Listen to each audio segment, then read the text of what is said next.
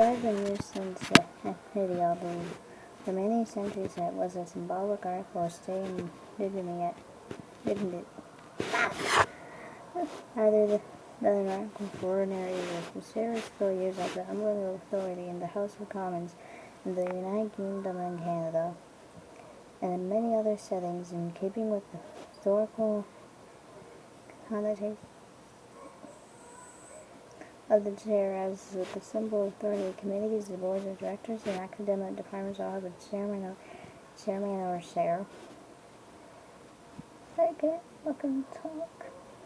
No professors are referred to as chairs. It was not until the 16th century that chairs became common, so then people sat on chests, benches, and stools, which were the ordinary seats of everyday life. The number of chairs which have survived from an earlier day is extremely limited. Most of them were or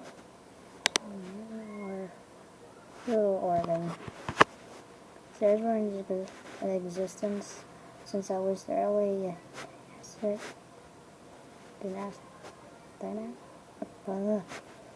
period of Egypt. They were covered with the cloth or leather, were made of carved wood, and were much lower than today's chairs.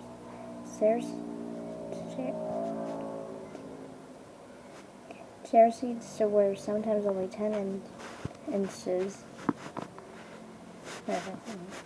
high.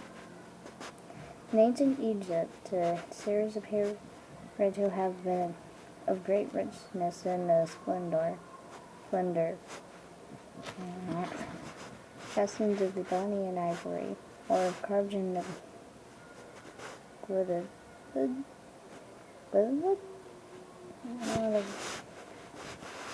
They are covered with the costly materials, magnificent patterns, and supported upon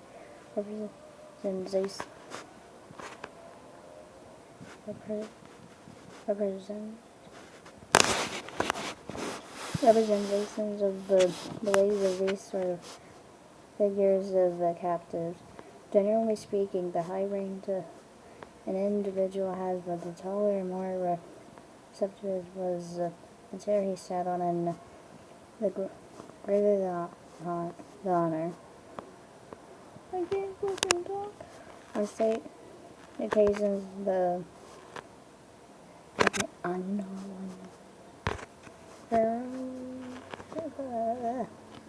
on a throne, often with a little footstool in front of it. The average Egyptian family seldom had chairs, and if they did, it was usually only the master of the household who sat on the chair. Among the better off, the chairs might be painted to look like ornament and carved the stairs of the rich, but the craftsmanship was usually poor. The earliest images of chairs in China are from 6th century bedded mills and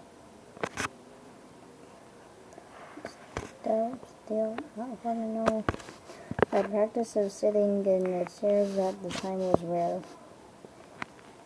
It was not until the 12th century that chairs became widespread in China. Scholars disagree on the reasons for the adoption of the chair. The most common theories are that the chair was an outgrowth of the ingenious Chinese furniture that evolved from a campus stool imported from Central Asia. Can I please just talk correctly for once? That it was introduced to China by Christian missionaries in the 7th century, and that the chair came to China from India as a form of but his monastic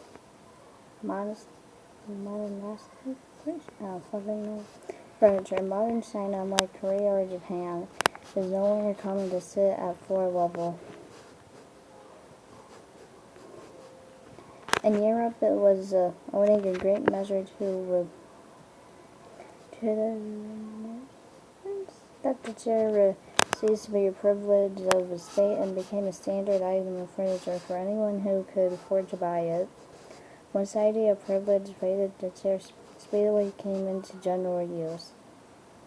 Almost at once, the chair began to change every few years to reflect the fashions of the day. Hey, Thomas Edward Bowditch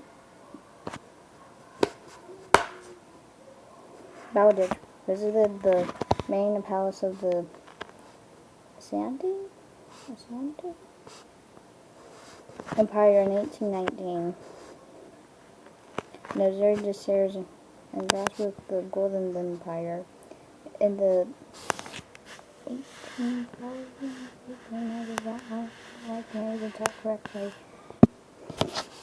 Stairs became more common in American households, and usually there was a stair provided for every family member to sit down to dinner. By the 1830s, factory manufactured fancy stairs like those by Robot and Co. allowed the families to purchase machine sets. With the Industrial Revolution, stairs became much more available. The 20th century saw an increasing use of technology in the stair construction, with such things as metal folding the stairs, metal weight stairs, the slumber chair, metal plastic stairs, and the ergonomic stairs. No. The recliner became a popular form, at least in part due to radio and television. In the 1930s, stairwells were commercially available to help people suffering from polio? I don't know. So sorry if I'm pronouncing anything wrong. I'm not sure you guys could tell, but I suck at pronouncing stuff correctly. Another diseases to navigate stairs. The modern movement of the 1960s produced new forms of chairs. The butterfly chair, originally called beanbags and the egg-shaped pod chair that turns. Also introduced the first mass to produce the plastic chairs such as the Wolfinger chair in 1966. Technological advances led to molded plywood and wood laminate chairs, as well as chairs made of other polymers. Mechanical technology incorporated into the chair enabled adjustable chairs, especially for office use. Motors embedded in the chair resulted in massage chairs? I don't know.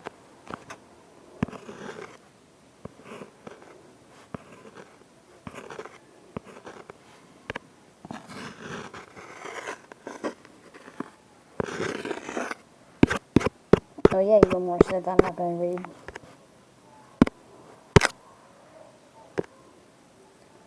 Also, in case you guys were wondering, so here's the video that was in.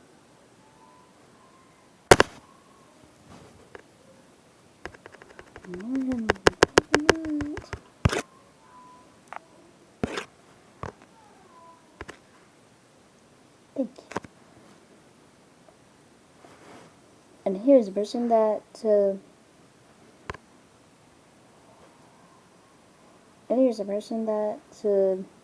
made the comment. Credits to them.